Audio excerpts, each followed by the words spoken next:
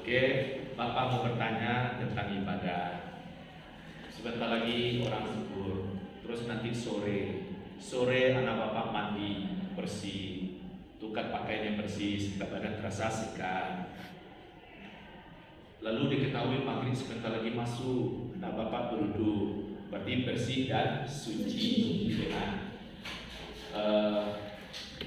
Sudah berwudu, merapikan pakaian, terus jalan ke masjid, jalan.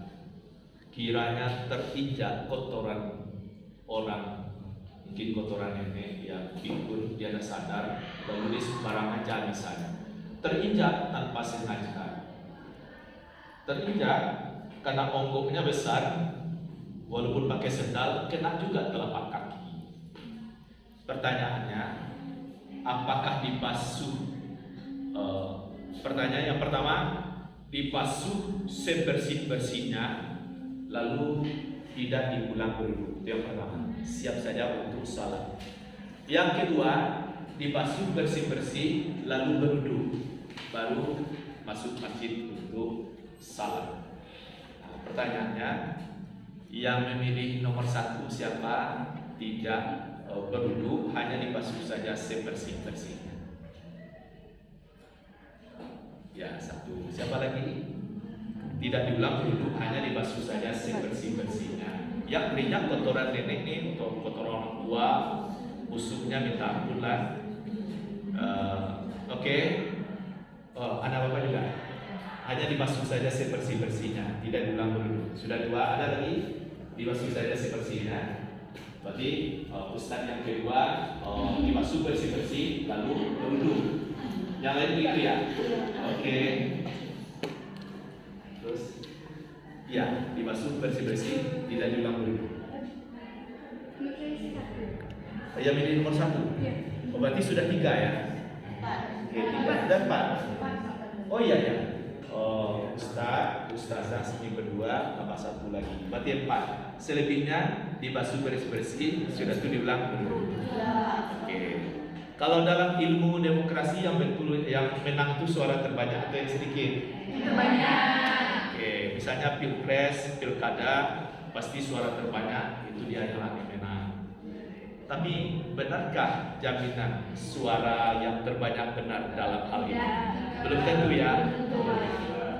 Jadi anak Bapak, yang benarnya adalah cukup dibasuh saja sebersih-bersihnya. Karena itu tidak sengaja. Ya. Iya, pastilah ada disengaja. Bagiannya tidak ada najis binatang loh kita. Ya kan, kecuali kotoran itu. Tapi kan kalau kotoran itu kan najis tuh Pak. Oke. Masuk najis besar. Iya, najis besar. Ya. Baunya juga tinggi. Dibersihkan. Iya, tapi kalau kata kotoran yang bukan binatang seperti kencing apa Ya, bagus pendapatnya mantap. Oke, Jadi kan ada yang mempermudah. berpendapat tidak diulang dulu, cukup dibasuh saja sebersih-bersihnya. Sebagian besar dibasuh bersih-bersih, diulang dulu. Oke, tadi Bapak katakan jawabannya cukup dibasuh saja sebersih-bersihnya. Nah, kenapa? Ya, karena dia najis, cukup dibuang saja, dibersihkan. Kalau najis itu di kaki, buang bersihkan kaki, bukan kaki dibuang. Bagaimana jalan ini? Kalau dia ada di pakaian, bersihkan pakaian. Kalau susah, ya ganti. Kalau di tempat salat ada najis, dibuang. Nah, sekarang ada najis di kaki, ya sudah bersih, ya udah. Kenapa ada di wudu? Masih suci. Kok suci? Secara hukum masih suci karena belum berhadas. Tapi kalau begini, Widya jalan dengan tenang, sudah lihat, hati-hati, terinjak, terkejut, keluar kentut. Keluar kentut. Baru basuh bersih-bersih, lalu wudu. Mengapa berwudu? Karena berhadas kecil.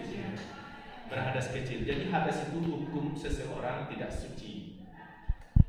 Tapi kalau apa? Hanya kotoran, ya kotoran itu saja yang dibuang. Kita kan hukum dengan perasaan. Kan kotoran, busuknya minta ampun misalnya, lalu dibasuh. Ini dibahas sebenarnya dalam fikih ibadah. Maksud Bapak pelajari saja. Maksudnya jangan berhenti Jadi walaupun sudah ujian AIK, buku-buku agama mungkin ada di rumah.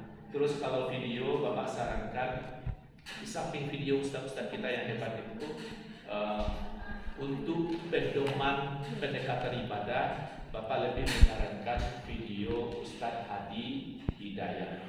Hafalannya bagus, dalil-dalilnya jelas, dan dia juga kader Muhammadiyah sejak muda. Dan dia juga sangat menghormati apapun pendapat orang, dia tidak ada menyalah-nyalahkan, tapi dalilnya ini. Nah, itu kebetulan.